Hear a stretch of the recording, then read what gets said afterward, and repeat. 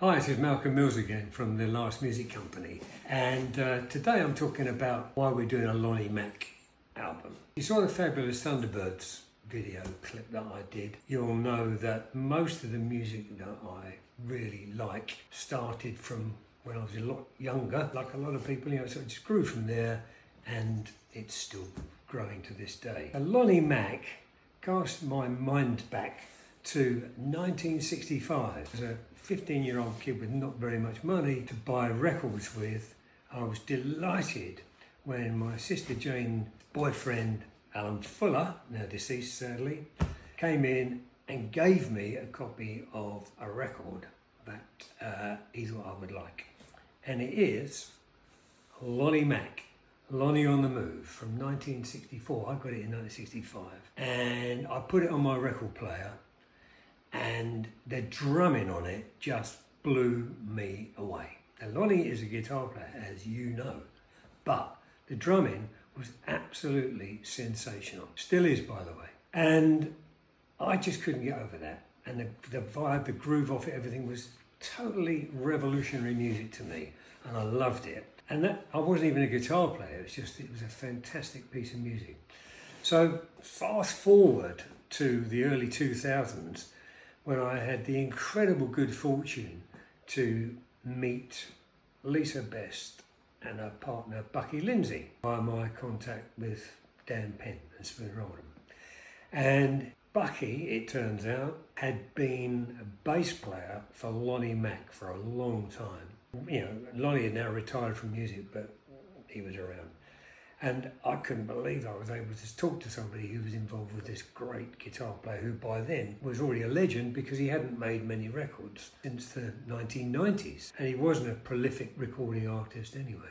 Unfortunately, poor old Bucky has left us. He died recently in 2025. I was on the verge of seeing if we could release an album that Bucky had performed on with Lonnie that I'd had the good fortune to hear around at their house, and I got in touch with Holly Mack, who is Lonnie's daughter, and she kindly said it would be okay for us to release this record. She wanted to let the world hear it. It's a live album, it's got all the things that live albums have got in it. It's a lot of noise that you weren't expecting. The quality of the recording isn't fantastic, but the quality of the playing on it is out of this world. Lonnie is a giant of the guitar.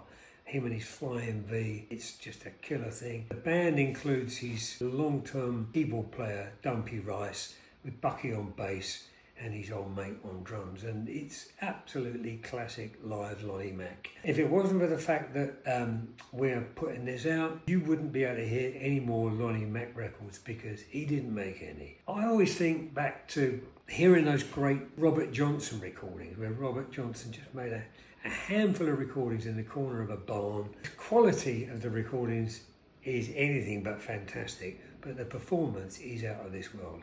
And anyone with ears can hear that, and they don't bother to whether or not it's scratchy or anything like that. Nobody complains about that. And that's how I feel about this Lonnie Mack record. It's absolutely essential for guitar players to get hold of this and cop on to what he is doing, because nobody else does it anything like him, and he's been copied like mad for years and years and years, and largely neglected by the world at large, other than to people who know what's going on.